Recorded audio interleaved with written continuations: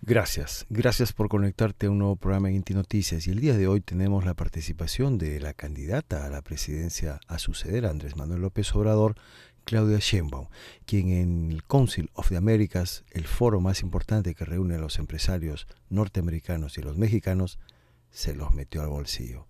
No te pierdas este programa, compártelo, suscríbete a Inti News, es gratis. Disfruta de esta extraordinaria participación de la futura presidenta de México, porque a estas alturas del partido alguien puede dudar que será alguien diferente a Claudia Sheinbaum la que suceda a Andrés Manuel. Imposible. Claudia Sheinbaum, la futura presidenta de México, aquí en Inti News.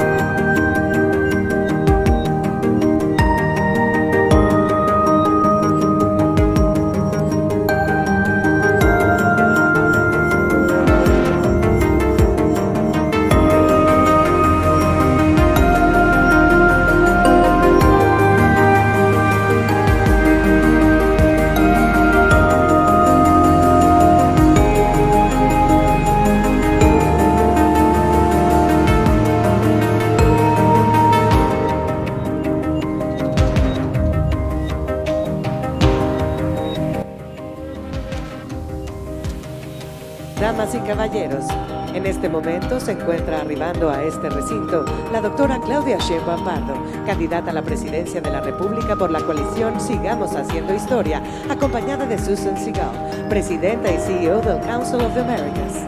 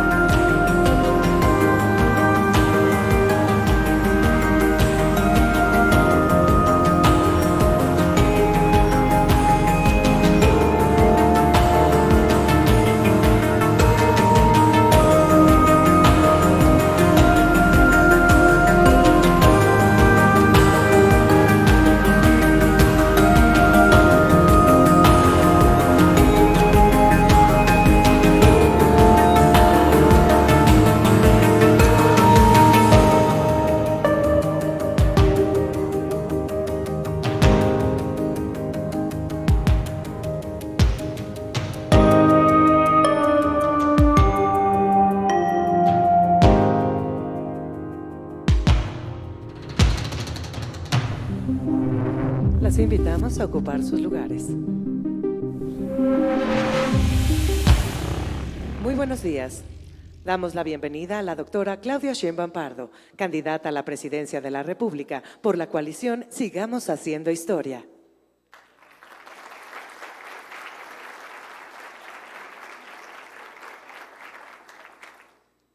Damos la bienvenida también a Susan Segal, presidenta y CEO del Council of the Americas.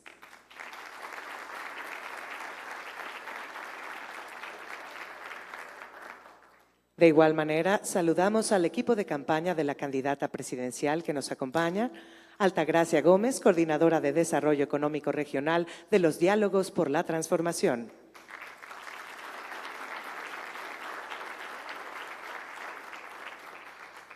César Yáñez, coordinador de giras y agenda de la campaña de la doctora Claudia Sheinbaum Pardo.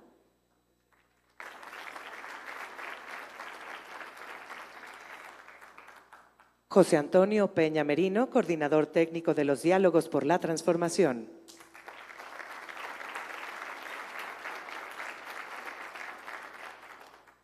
Diana Alarcón, coordinadora de Política Exterior de los Diálogos por la Transformación.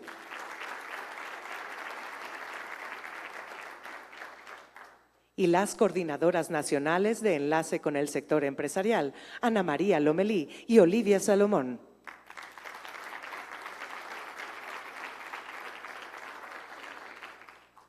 Señoras y señores, en nombre del Council of the Americas, les damos a todos una muy cordial bienvenida a este diálogo empresarial con la doctora Claudia Sheinbaum Pardo, candidata a la presidencia de la República por la coalición Sigamos Haciendo Historia. Para darnos la bienvenida, cedemos la palabra a Susan Segal.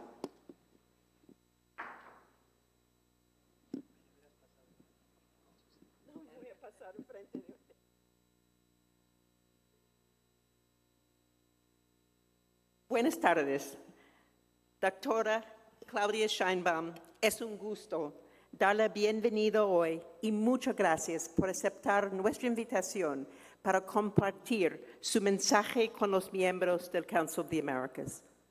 También le doy la bienvenida a los integrantes de la compañía que la acompañan el día de hoy. El Council of the Americas tiene una membresía de más de 220 empresas de todas partes del mundo. Muchas empresas viajaron del exterior para estar con usted hoy. Son grandes y pequeñas y de diferentes industrias, incluyendo muchas empresas de emprendedores, pero todos con un fuerte compromiso con el desarrollo económico y social de México. En realidad, la doctora Sheinbaum no necesita introducción. Es conocida por todos nosotros, por todo lo que ha hecho como jefe de gobierno de la Ciudad de México. Es una científica, ingeniera, académica, política. En su tiempo como jefe de la Ciudad de México ha trabajado duro en seguridad, clima, luchando para mujeres y comunidades marginales, creando pilares, promoviendo deportes, cultura, educación. Y en educación ha creado mi beca para empezar. Agradecemos mucho esta oportunidad de escuchar su visión al país y esperamos comenzar un diálogo continuo con usted. Antes de pasar la palabra, quiero mencionar algo que para mí es un gran honor, introducir a una mujer candidata, porque como tú dices, es tiempo de las mujeres. Yo también creo exactamente lo mismo. Y usted es un ejemplo de una mujer que ha hecho todo, que ha estudiado lo que pocas mujeres ha estudiado, triste pero cierto, y para mujeres, y usted es un role model para mujeres en todos aspectos. Muchas gracias por estar con nosotros. Le paso la palabra a la doctora Claudia Sheinbaum.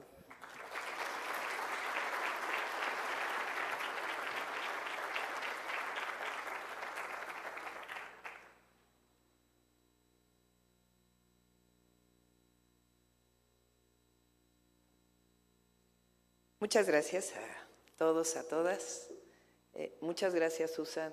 También tú eres un ejemplo para las mujeres.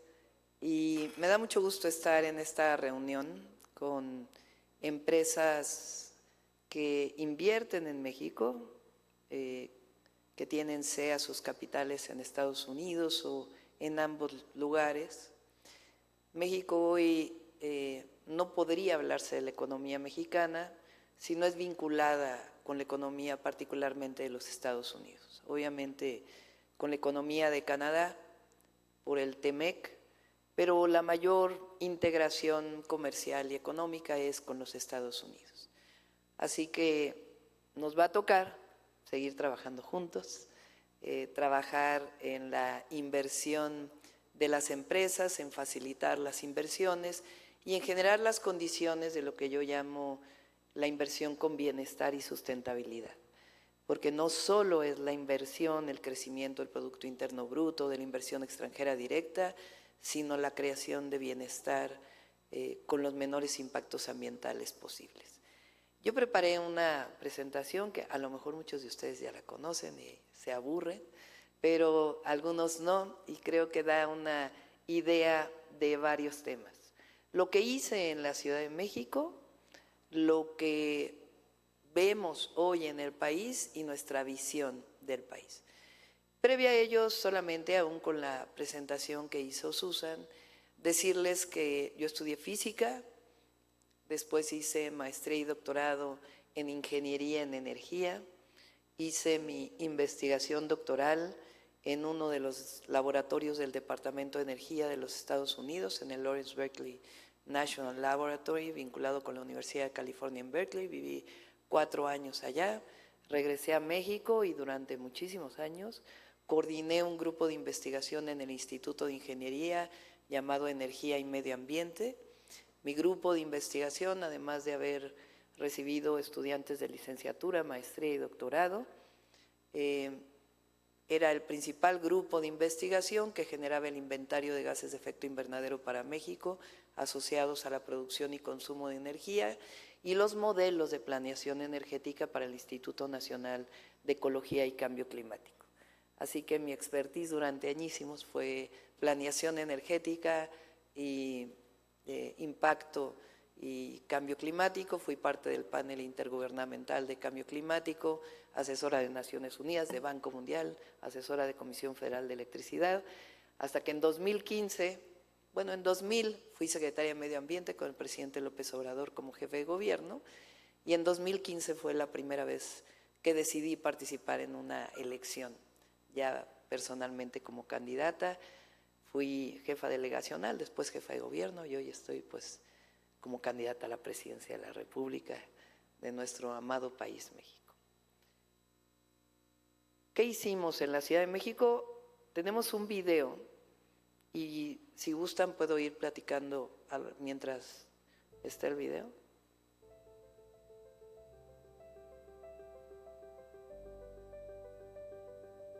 Disminuimos el gasto del gobierno, ahorramos cerca de 100,000 millones de pesos, disminuimos la deuda del gobierno en 6.3, tuvimos las mejores calificaciones de las calificadoras internacionales, fuimos la única entidad de la República con 0 observaciones de la Auditoría Superior de la Federación, en términos de reconocimiento por la ciudadanía, una reducción del 40% en corrupción, un gobierno honesto, responsable y transparente. Creamos el sistema de datos abiertos más grande de América Latina, y todo lo que ahorramos lo destinamos a inversión pública vinculada con inversión social y con infraestructura. Estas son algunas de las acciones que desarrollamos. Invertimos de manera muy importante en movilidad integrada, el sistema cablebús, los teleféricos urbanos más grandes del mundo, el trolebús elevado, un sistema de 8 kilómetros con trolebuses único en el mundo que transporta 120,000 pasajeros, ecobici, trolebuses 0 emisiones, 500 trolebuses en la ciudad, el Metrobús, 2 líneas de Metrobús eléctrico y esta tarjeta de movilidad integrada con desarrollo de software propio que tiene un premio en París. Términos ambientales, una planta piloto de termovalorización de residuos orgánicos, 2 plantas de reciclamiento de basura, las más grandes de América Latina, todos los techos de la central de abasto tienen una planta solar de 20 megawatts, creamos 17 parques equivalentes a 1,500 hectáreas en la ciudad, ahí hay algunos de los ejemplos, convertimos drenajes en parques, basureros en parques, canales contaminados en parques, camellones en parques, particularmente en las zonas más deprimidas de la ciudad. La reforestación de 35 millones de árboles y plantas. Y mucha inversión en agua potable. Hoy lamentablemente tenemos una sequía prolongada de 5 años, pero aumentamos la disponibilidad de agua en la ciudad en cerca de 2 metros cúbicos por segundo con distintos proyectos, desde disminución de fugas hasta desarrollo de este proyecto, por ejemplo, que fue tecnificar el riego de una zona fuera de la ciudad para traer más agua. En educación tenemos una beca universal para niños y niñas de la ciudad que cambió la vida de millones o cientos de miles de familias, que fue muy importante durante la pandemia, 294 centros comunitarios, espacios comunitarios. Ahí se creó la escuela de código más grande de América Latina, que tiene certificaciones en Google, en otras empresas, y con el desarrollo potencial de jóvenes con otros niveles de empleo. Hicimos 2 universidades públicas, y esto que fue la simplificación administrativa más ambiciosa, pasamos de 2.100 a 500 trámites, un proceso de digitalización muy importante, nuestro propio banco de datos que le hace competencia a algunos bancos de datos. La ciudad más conectada del mundo, con 34,000 puntos de Wi-Fi gratuitos y una estrategia de seguridad en la ciudad de 4 ejes: atención a las causas, más y mejor policía, inteligencia y investigación fundamental, y finalmente la coordinación con el gobierno federal e incluso con la ciudadanía. Estos son los datos de seguridad: 60% prácticamente de disminución de delitos de alto impacto en 4 años y 51% de disminución en homicidios. Dejamos la ciudad como una ciudad más segura incluso que Los Ángeles o Chicago por 100,000 habitantes, y estos son los indicadores. Y en la percepción, una percepción de más seguridad en la ciudadanía, del 92% o de inseguridad al 53%, un entorno favorable a la inversión privada. Fuimos la entidad con mayor inversión extranjera directa del país, y no solo financiera, sino repotenciamos un área industrial de la ciudad. Estos son algunas de las inversiones que permitió todo este trabajo que desarrollamos. Un crecimiento sostenido después de la pandemia, que fue muy duro, de 4.3%, y la apertura de 90,481 establecimientos, y la entidad con mayor generación de empleos formales en el país.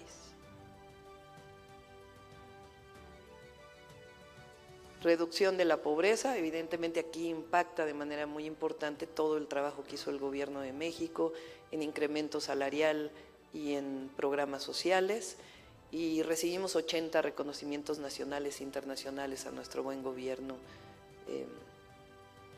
por distintos temas. Bueno, hasta ahí muy rápido, pero esto fue lo que hicimos en la ciudad. Ustedes saben la solidez de la economía mexicana, esto lo presenté en la Asociación de la Banca en México el lunes pasado.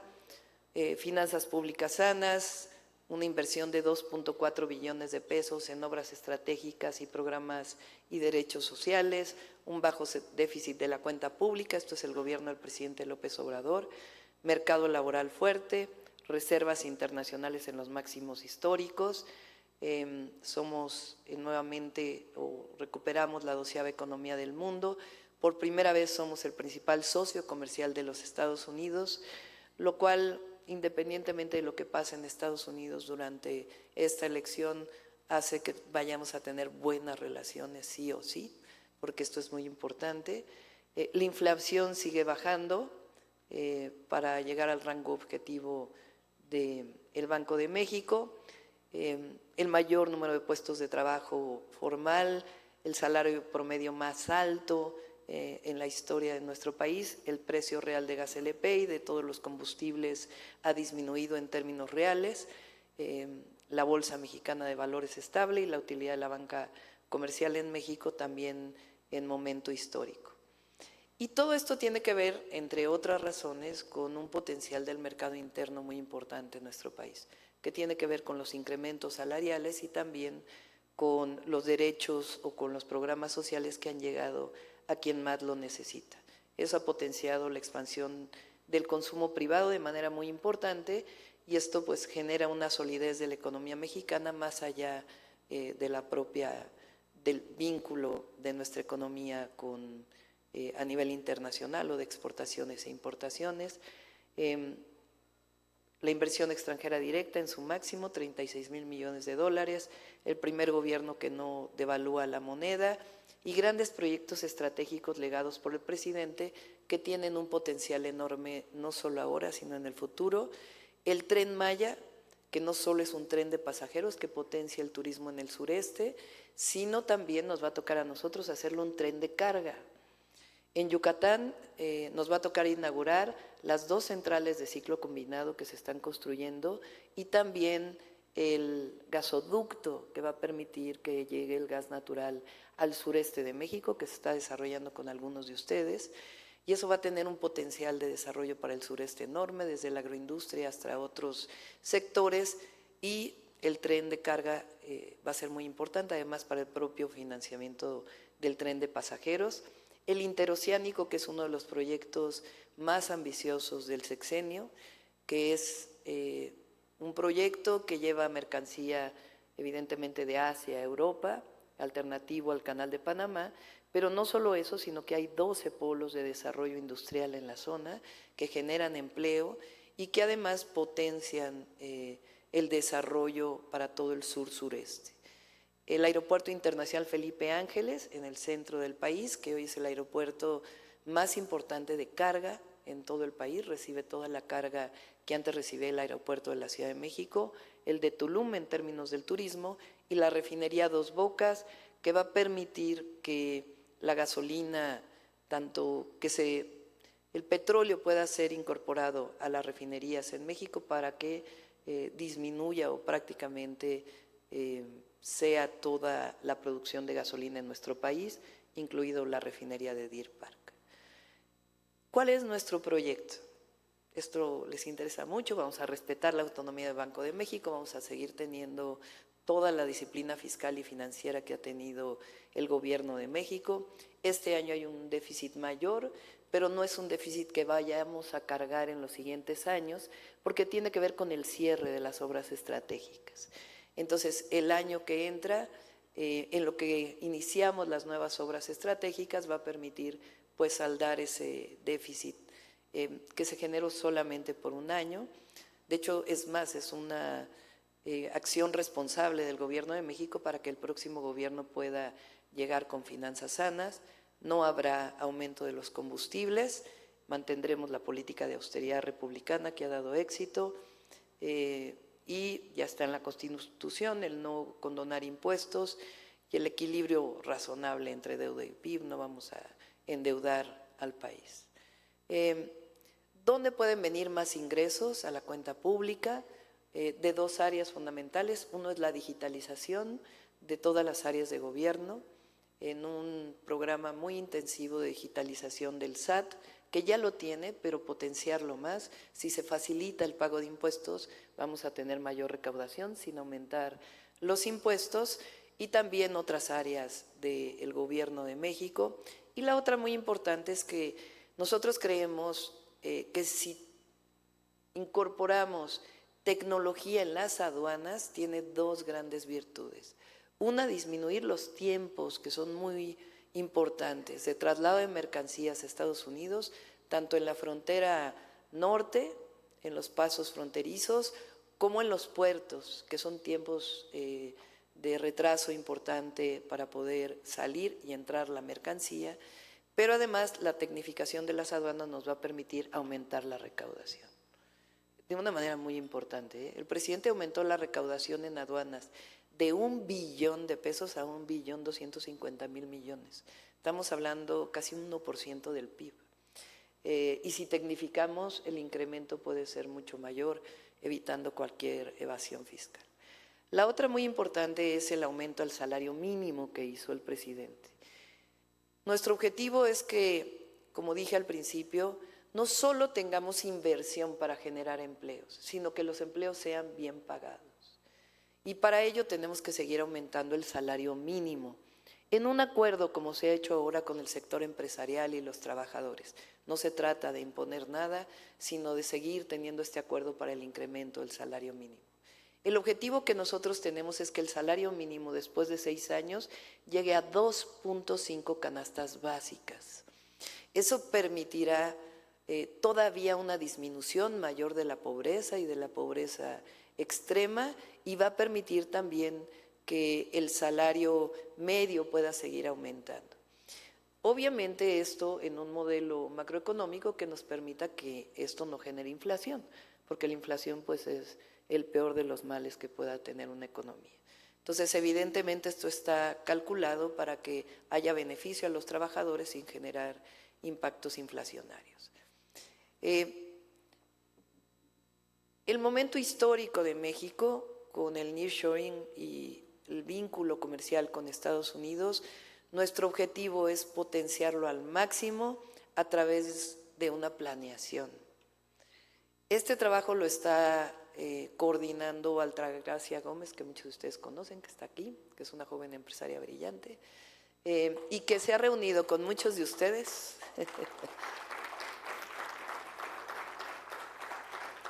Y que la virtud que tiene es que ella tiene una visión muy grande, habla lenguaje empresarial, que es muy importante, pero también habla con académicos, habla con asociaciones de trabajadores, y nos ha permitido, junto con todo el equipo de Diálogos por la Transformación y Pepe Merino, que es un experto en temas digitales, entre otras, en hacer una planeación de nuestro país en términos de mapas de vocaciones, vocaciones regionales, vocaciones de recursos naturales, vocaciones de abastecimiento o de disponibilidad de agua, vocaciones en términos educativos, todas las vocaciones posibles que tiene nuestro país, que son distintos y que tienen que ir acompañados de una planeación regional. ¿Qué objetivos tiene? Que esta inversión tenga inclusión, innovación. Hace rato lo platicaba con algunos de ustedes. El objetivo es que no solamente sea importación y exportación, sino que tenga innovación en México para que las comunidades científicas de nuestro país y de desarrollo tecnológico tengan un potencial de vinculación para dar un salto cualitativo en el desarrollo de México. Digitalización, el mayor o el más ambicioso programa de digitalización hacia adentro del gobierno y hacia afuera del gobierno, evidentemente sostenibilidad, con el cambio climático como uno de los temas centrales, pero el agua, el otro de los grandes temas, y las vocaciones regionales productivas. Para ello, pues, requerimos un México más seguro todavía. Tenemos una estrategia de seguridad que tiene que ver con 5 ejes, pero lo voy a reducir para que no tomarles demasiado tiempo. Nosotros disminuimos la inseguridad en México, en la Ciudad de México, vinculada con el gobierno federal, con 2 ejes centrales, que son parte de los ejes que tiene nuestro gobierno federal. Uno es la atención a las causas. Tenemos que evitar al máximo que un joven, una joven se acerque a un grupo delictivo, que esa no sea una opción de vida, que en realidad es una opción de muerte para cualquier joven. Y la otra es la cero impunidad, seguir avanzando en nuestro país en la disminución de la impunidad. Delito que se cometa, delito que tiene que ser sancionado. Eso no es un asunto de mano dura, es un asunto de un sistema de justicia que funcione, desde la policía, la Guardia Nacional, las fiscalías y el Poder Judicial. Porque en México, a diferencia de Estados Unidos, la investigación y la inteligencia la lleva principalmente las fiscalías, el General Attorney. En México, las policías no tienen capacidad de inteligencia e investigación, no hay detectives en nuestras policías. Lo que hicimos en la Ciudad de México fue darles atribución a la policía de la ciudad de hacer investigación e inteligencia y vincularse con la fiscalía. Y esto cambió por completo porque logramos desarticular muchísimas bandas delictivas.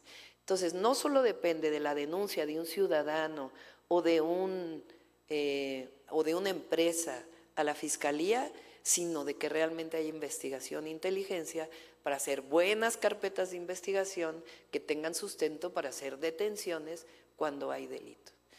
Con gusto podemos platicar más sobre ello, pero nosotros estamos planteando desde la consolidación de la Guardia hasta un sistema nacional de seguridad, de investigación e inteligencia para la seguridad pública, que es fundamental con vinculación con los estados. Bueno, esto es lo que les decía que logramos en la ciudad. Y además de los 12 polos de bienestar que tiene planteado el gobierno federal vinculado con el interoceánico, nosotros estamos planteando otros 10 polos de desarrollo en el país. ¿Qué significa esto? Que ordenemos y que planeemos de alguna manera la inversión, que no dependa solo de un gobernador atraer una inversión, sino que tengamos un plan nacional o una estrategia nacional para el nearshoring. Entonces, ¿cuáles son los incentivos que se requieren? ¿En dónde? ¿De dónde va a venir la energía? ¿Cómo vamos a proveer de infraestructura?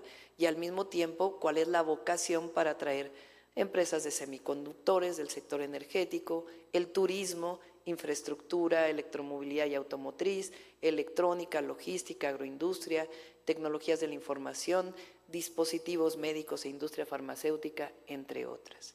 Y estos son los distintos polos de desarrollo que estamos planteando. Ayer planteé un polo de desarrollo más estando en Chiapas, en el sentido de que en la frontera México-Guatemala pueda generarse un polo de bienestar, un polo de desarrollo industrial. Eso contendría de una manera humana la migración, generando empleos, daría empleo a quienes, a los chiapanecos y chiapanecas, en un esquema de planeación que nos permita una frontera muy próspera. Y ahí tenemos todo para que las empresas estadounidenses tengan la posibilidad de invertir con todos los incentivos, que generemos todas las condiciones educativas de capacitación y formación y que esa frontera se convierta pues en una frontera, en una capital del desarrollo, más que hoy un problema de contención de la migración. Lo hablamos con el próximo gobernador de Chiapas, con Eduardo Ramírez, él está muy entusiasmado. Entonces, es uno de los planteamientos que tenemos, además de los 12 polos de bienestar en el Istmo de Tehuantepec. Tenemos la idea de que podemos generar 100 parques industriales adicionales a los 425 parques industriales que existen en el país.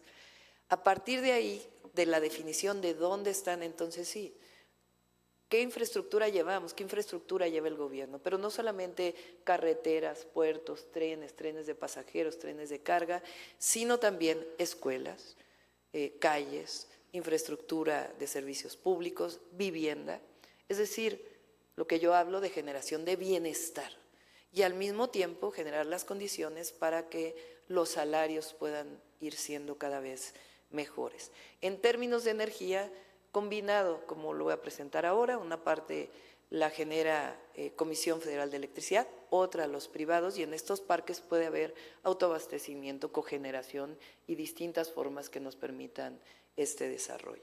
Evidentemente con un cruce del Plan Nacional Hídrico,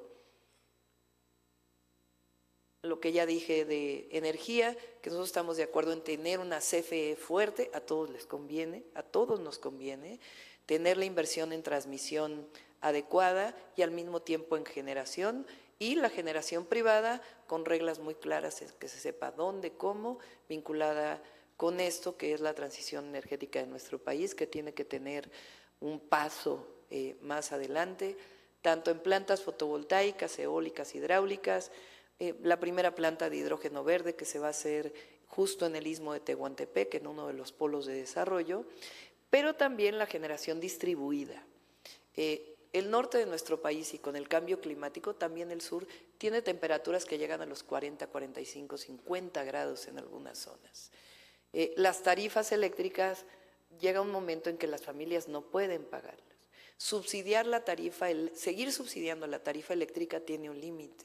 Lo que tenemos que hacer es que las familias tengan paneles fotovoltaicos en sus casas que les permitan disminuir el consumo de la red y al mismo tiempo pagar menos tarifa.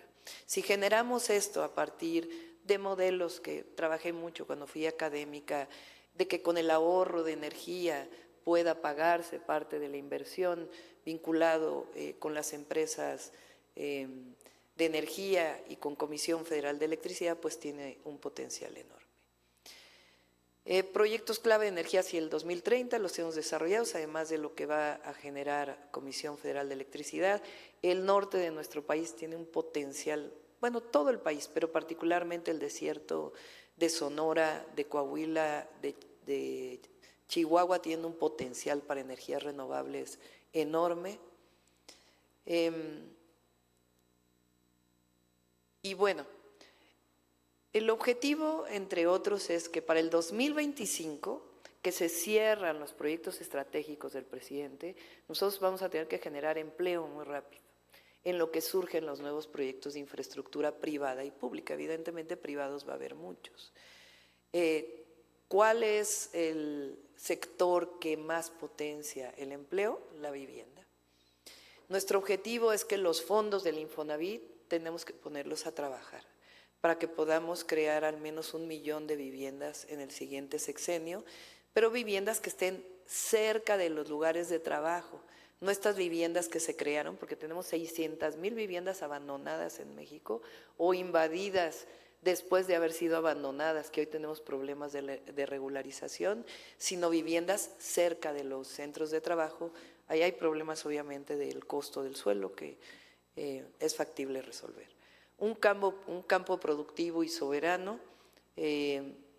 No quisiera dedicar mucho tiempo a esto, pero tenemos un proyecto en términos de tecnificar el campo mexicano, que es uno de los grandes temas, vinculado con los distritos de riego, con los ejidos, con las comunidades, y que tenga un potencial de desarrollo. La simplificación y digitalización. En la ciudad nosotros creamos una nueva institución, la Agencia Digital de Innovación Pública. Más que crear una nueva institución a nivel federal, vamos a juntar distintas instituciones que pueden potenciar este esquema de digitalización que permita la transparencia, disminución de la corrupción todavía más de lo que ha logrado el presidente y además facilitar la inversión. En la Ciudad de México llegamos a niveles en donde las empresas familiares que no tienen alto impacto se inscriben en una plataforma y al otro día pueden empezar a operar, y las empresas de mayor impacto, distintas ventanillas digitales que ha permitido disminuir los trámites y otros esquemas que con gusto si quieren puedo contestar, ya no quiero llevarme mucho tiempo. Vamos a invertir mucho en educación y particularmente en educación media superior, en las preparatorias. En Estados Unidos, en la mayoría de los estados, el middle high school está pegado con el high school, las secundarias con la preparatoria. Y aquí no, aquí la educación básica llega hasta la secundaria y la educación media superior está separada. Muchas veces llegan los jóvenes y dicen, qué mal preparados vienen de la educación básica. No, el problema es que no hay un vínculo entre la educación secundaria y la educación preparatoria. Hay 32 sistemas distintos de educación media superior, con salarios distintos para los profesores, vínculos distintos con el sector productivo, y si nosotros potenciamos la educación media superior, vinculada con las inversiones, tiene un potencial de desarrollo, o con escuelas de código, tiene un potencial de desarrollo enorme. Ya becamos a todos los jóvenes que van a educación media superior pública, entonces tiene toda la oportunidad, además, evidentemente, de nuevas universidades. Y bueno, para ello requerimos infraestructura, tenemos un proyecto para nuevas carreteras, no solamente trenes de pasajeros, sino tenemos que duplicar la carga en trenes, que es la más eficiente, la que consume menos energía y que entre otras tiene problemas regulatorios por las concesiones, que se hablan poco entre una concesión y otra, y si resolvemos esos problemas tiene un potencial enorme. Ampliar los trenes de pasajeros, ya voy a terminar, ya no tienen que decirme más. Los puertos, desarrollarlos, aeropuertos y también conectar internet, que ya inició. Mi idea es poder inclusive lanzar un nuevo satélite con este propósito. México tiene un gran potencial de desarrollo, con esto termino, con enormes potenciales por la relocalización de empresas. El desarrollo debe ser con los apellidos de bienestar y sustentabilidad. Debemos generar esta planeación territorial junto con el sector privado, un sector bancario sano, que tenemos que generar las adecuadas condiciones para generar mayores condiciones de crédito, en particular para las pequeñas y medianas empresas. Muchas gracias.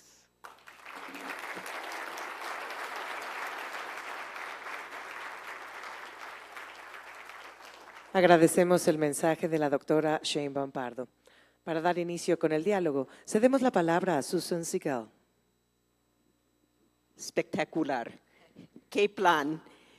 En realidad, ni mi país, que está en periodo de elección, tiene un plan tan extensiva y para un desarrollo tan fuerte. Entonces, yo creo que es un plan espectacular y lo que me impresiona mucho es para todo México.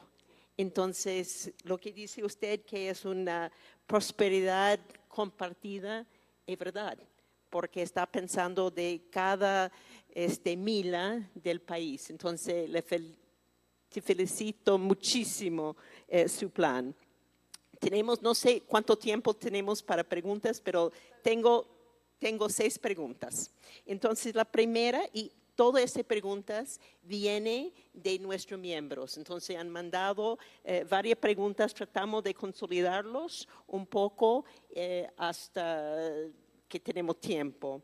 Entonces, la primera, durante su campaña, usted ha hablado extensamente sobre garantizar el acceso universal a la energía, tanto para individuos como para la industria, así como fomentar el desarrollo económico en el sureste de México. Yo creo que eso es muy importante a usted y el país. ¿Cómo pueden las empresas nacionales y extranjeras, particularmente norteamericanas, ayudar a acelerar el camino hacia la suficiencia energética y el progreso social en el sur de México?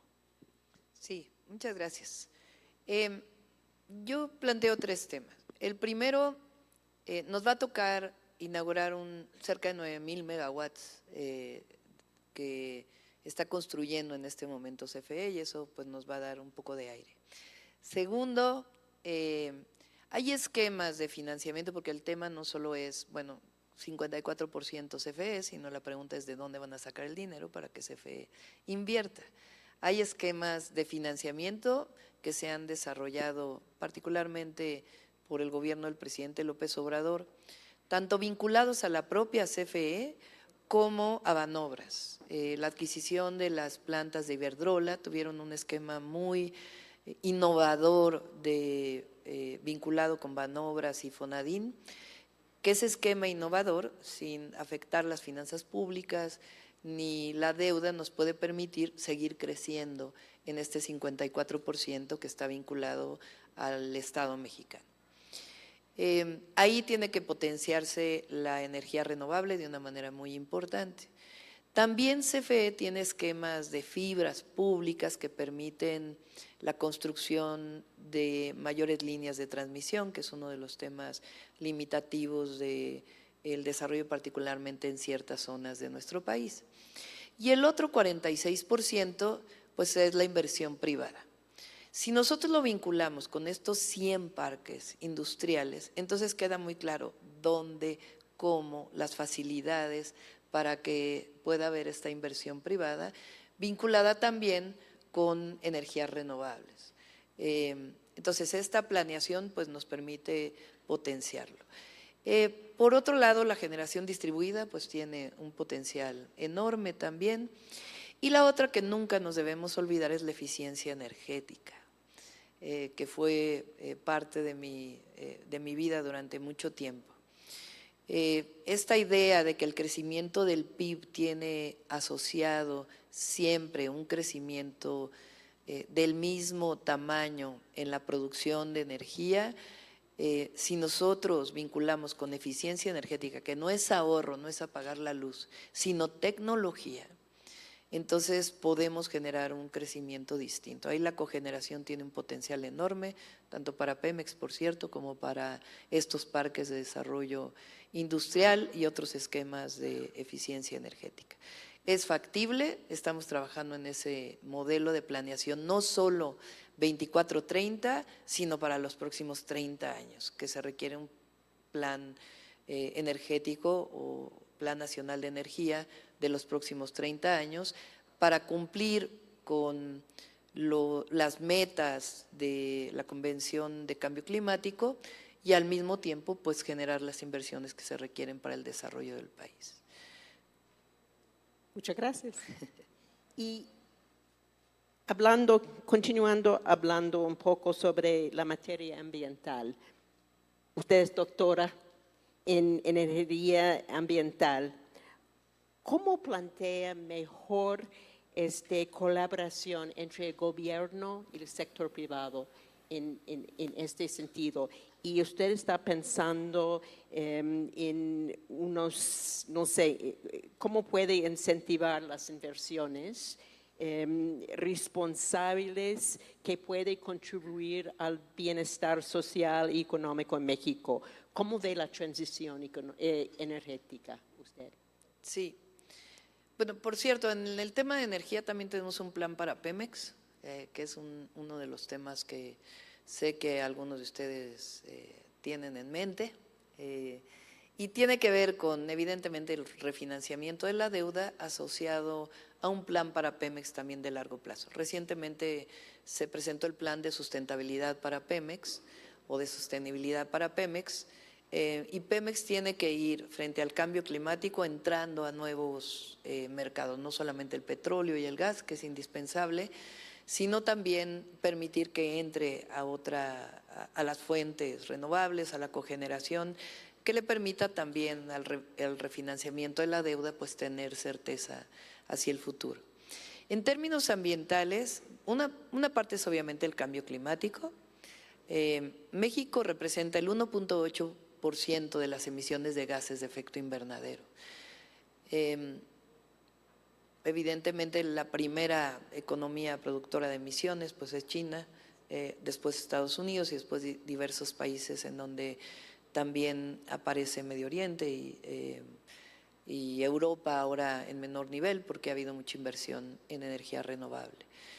En el 1.8% nosotros tenemos que contribuir a disminuir emisiones, evidentemente en este plan de energías renovables principalmente, pero otros temas también, como por ejemplo los rellenos sanitarios de basura. Nosotros en la ciudad hicimos una planta piloto de innovación tecnológica en donde la basura orgánica está produciendo ya pellets de carbón vegetal, que tiene un potencial enorme incluso para colaborar con las empresas privadas, inclusive hablamos con Cemex en su momento, porque puede ser un potencial para los hornos de clínker y otras formas, y disminuye emisiones. Bueno, es cambio climático un tema y la adaptación al cambio climático es otro. Entonces, ese es un tema, potenciar y fortalecer muy rápidamente la tecnología que permita disminuir emisiones, entre ellos las renovables. Lo segundo es el agua, o quizá lo primero es el agua y lo segundo es el cambio climático, están vinculadas. Llevamos 5 años de sequía prolongada con graves problemas de abastecimiento de agua potable para consumo humano y también para riego agrícola. Y ahí estamos trabajando en el Plan Nacional Hídrico con 3 ejes o 4. Uno, 80% del consumo de agua dulce en nuestro país es para agricultura y solamente el 10% está tecnificado. Entonces tenemos que tecnificar el campo y además modificar la Ley Nacional de Aguas para que esos derechos puedan ser distribuidos a otras áreas, también por consenso. Segundo, el reciclamiento de agua, que también me puedo dedicar aquí mucho tiempo, pero no los quiero aburrir, el reciclamiento de agua. El tercero tiene que ver con la restauración ecológica de nuestro territorio. La deforestación en muchas zonas es muy importante. Sembrando Vida ha sido una experiencia impresionante, es el programa ambiental más importante del mundo, es el programa de reforestación con más recursos económicos que todos los fondos de cambio climático de la Convención Marco de Cambio Climático, y hay que seguir restaurando el territorio ecológicamente. Y la otra muy importante es que no podemos seguir siendo la 12ª economía del mundo con ríos contaminados. La mayor parte de los ríos en nuestro país, algunos de ellos tienen una contaminación tremenda que provoca daños a la salud. El río Lerma, por ejemplo, el río Santiago en Jalisco, que tiene niveles de contaminación graves, que tienen impactos a la salud. y nosotros vamos a invertir mucho para la descontaminación de ríos que a su vez pues permitan vocaciones para el uso de agua. Eso es muy importante porque eso es una solución del agua también, ¿no? Si tiene agua puro en los ríos, ¿no? Hablando del USMCA, TMEC, yo creo que durante la próxima administración va a ser el momento para renegociar o relook el acuerdo. Yo creo que el sector privado siempre ha trabajado con el gobierno en las negociaciones, apoyando al gobierno que es responsable para negociar. ¿Qué es su visión para la colaboración entre el sector público, entre el gobierno real y el sector privado para renegociar o para mejorar USMCA o TMEC? Sí, bueno, es importante que formalmente el 2026 es una revisión, no una renegociación.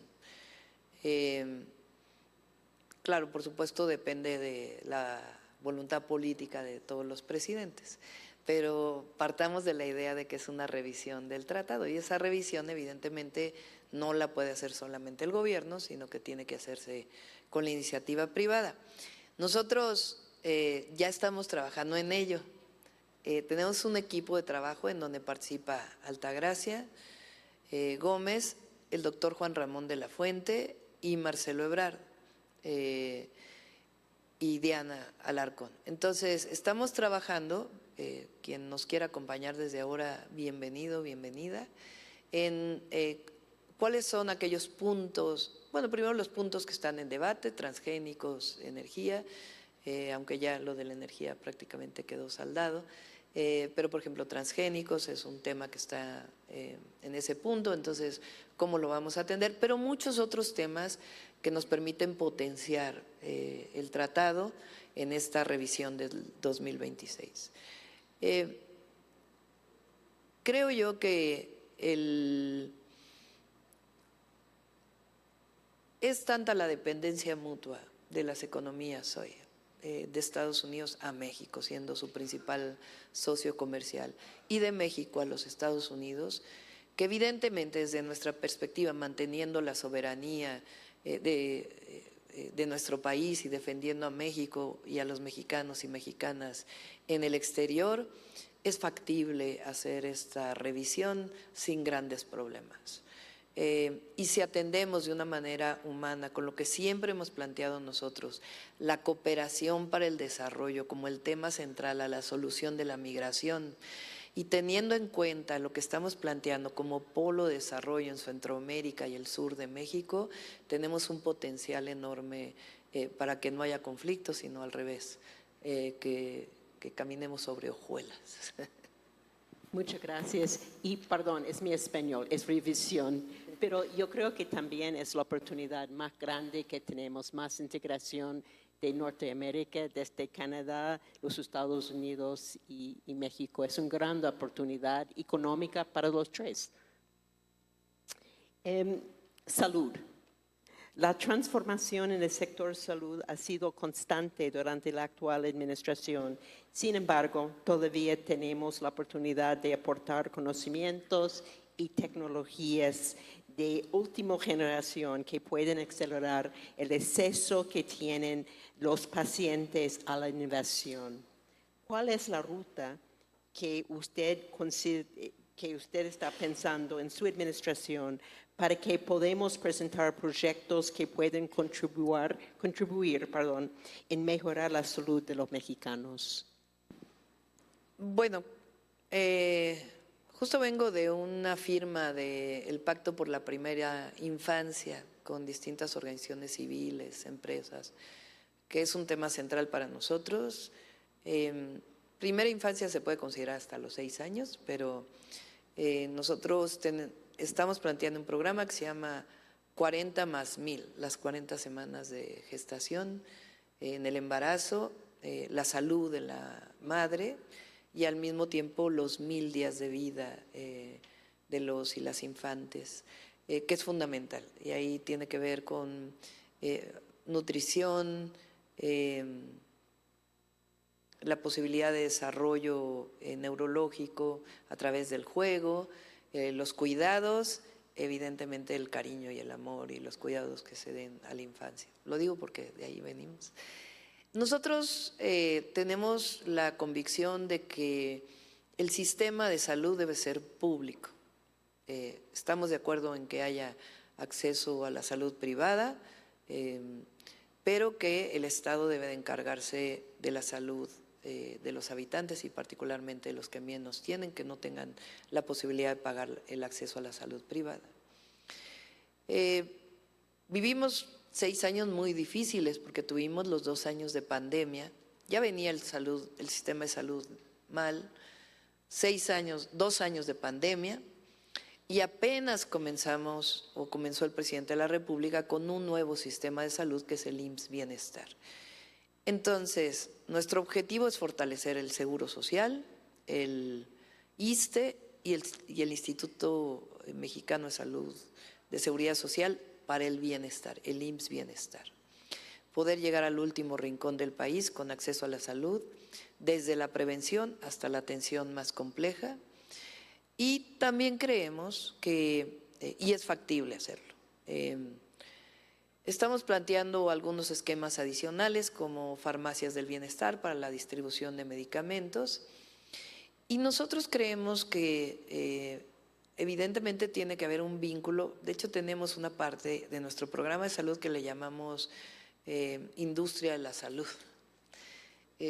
Todo el potencial que tiene desarrollo nuestro país para la producción de medicamentos y equipos médicos, necesitamos hacerlo que no solamente sea maquila, digamos, aunque sea maquila de muy alto nivel, sino que esté vinculado con el desarrollo de la investigación y la innovación en nuestro país. Lo digo con conocimiento de causa porque mi madre es investigadora, profesora de la UNAM, es una científica muy reconocida que se dedica justamente al área de la salud. Y si hay grupos de investigación con prestigio internacional en México, es justamente en el área de la salud.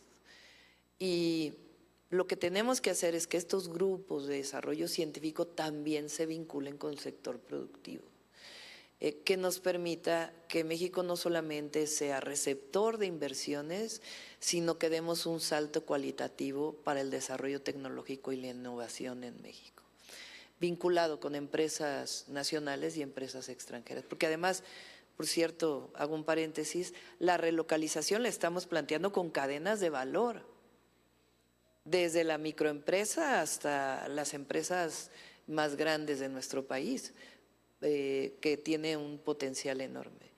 Entonces, en términos de la salud, tenemos una estrategia nacional de salud que tiene que ver con la salud pública, con la compra y distribución de los medicamentos y una parte muy importante, la tecnología.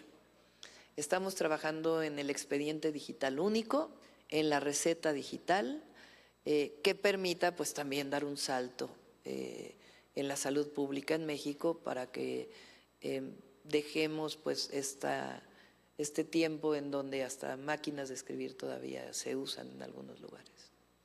Muchas gracias. Entonces, yo creo que la agenda digital es muy importante porque toca, como usted dijo, toca salud, toca educación, toca compras, toca cualquier cosa. Entonces, ¿cómo lo ve la agenda nacional digital? Pues vamos a potenciar mucho la digitalización en muchos sentidos. Los empresarios normalmente dicen es muy difícil invertir en México porque de que uno tiene la idea de invertir a que le den los permisos a veces pasan hasta 2 años.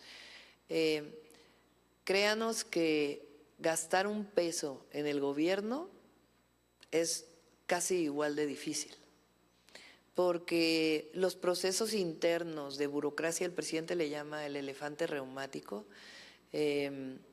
son terribles. que supuestamente se pusieron muchas limitantes para que fueran revisiones, para evitar la corrupción, y en realidad son limitantes para gastar recursos o para invertir. Entonces, la digitalización va a ser hacia adentro del gobierno, que permita la transparencia y la agilización de la inversión pública, y hacia afuera. O procesos de digitalización en los sistemas de salud, en los sistemas educativos, etcétera. El internet gratuito que llegue al mayor número de habitantes en nuestro país, y al mismo tiempo la agilización de trámites para la inversión. Entonces, en vez de la ley de, ¿cómo se llama, Pepe? Reforma. Mejora regulatoria. Existe una ley en México que se llama Ley de Mejora Regulatoria. De las primeras iniciativas que vamos a enviar cuando lleguemos es la Ley de Simplificación de Trámites. Vamos a dejar el tema de mejora regulatoria, que es más complejo o que toca otros temas, y es la Ley de Simplificación de Trámites, que sea una ley general que llegue desde el municipio hasta el gobierno federal en términos de facilitar la inversión, y si hay un esquema de planeación de la inversión, pues es mucho más fácil. Eso es una gran oportunidad para usted, para modernizar el país completo, ¿no? Con una agenda digital. Eso es mi pregunta. Yo tengo la última pregunta. México ha sido muy exitoso en el sector público porque ha llegado a equidad de género, pero aún falta mucho en el sector privado. Usted va a ser un role model, como yo dije, en México y en el mundo. En su opinión, ¿cómo cree que podría traducirse en incrementos importantes en el número de mujeres en posiciones de liderazgo en el sector privado? Pues nos tienen que decir ustedes. Me da mucho gusto que haya muchas mujeres mexicanas que están ocupando espacios de dirección en empresas nacionales y empresas internacionales. Es un orgullo, la verdad, pero necesitamos más. Y no necesariamente es un tema regulatorio, creo que es un tema de símbolos. Evidentemente una mujer presidenta va a ser un símbolo en México, pero también de aperturar en el sector privado esa posibilidad. El otro tema es no solamente los puestos de dirección, donde tiene que haber más mujeres, créanos, les va a ir mejor a todas las empresas y también hay más mujeres en puestos de dirección, sino que tenemos que cerrar la brecha salarial. El otro día vi un video en inglés de niñas en Estados Unidos que hablaban de la brecha de sueños. Entonces, una parte es la brecha salarial, que esa sí puede ser regulatoria. A trabajo igual, salario igual. Claro, las mujeres necesitamos beneficios porque nosotras somos las que nos embarazamos, nosotros somos las que tenemos ciertas condiciones y necesitamos beneficios. Y por eso se habla de igualdad sustantiva, no es solo igualdad. Pero tenemos que cerrar la brecha salarial. A trabajo igual, salario igual. Y ahí sí puede haber distintos esquemas regulatorios. Pero también tenemos que pasar más allá de ello. Y a mí me gustó mucho este video, se enchina realmente la piel, porque una niña de 6 años, de 7 años, a veces desde la familia o desde la sociedad, le impide soñar en que puede ser una científica, que puede ser una astronauta, que puede ser una directiva de una empresa, que puede ser bombera, que puede ser policía, que puede ser futbolista, que puede ser beisbolista o que puede ser presidenta de la República. Y eso tiene que ver también con la parte educativa y social. Si nosotros cerramos ese sueño para las niñas, y aquí además con el agravante de la desigualdad social, pues entonces el desarrollo del deseo, digamos, de una niña de poder llegar a ser algo más, se cierra desde el principio. Entonces, nosotros tenemos que cerrar la brecha salarial, la brecha ejecutiva, pero también la brecha del sueño. Con eso yo quiero agradecer. Yo creo que La brecha de sueños es la mejor manera para decírselo. Muchas gracias, doctora. Ha sido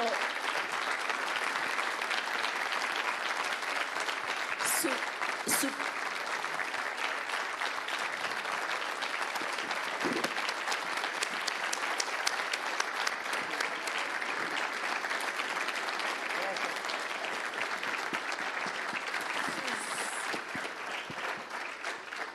su plan, sus ideas, sus sueños para su país son extraordinarios.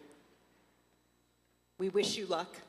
Mucha suerte en la elección y mucha suerte en el gobierno. Gracias por estar con nosotros y yo espero de verla en Nueva York la próxima vez. Muchas gracias. Solo esto, quien esté interesado en trabajar con nosotros desde ahora, aquí está Altagracia, está Diana, para que se acerquen con nosotros y con todo gusto la mayor apertura y el diálogo para poder seguir construyendo este maravilloso país en el que vivimos. Muchas gracias. Muchas gracias.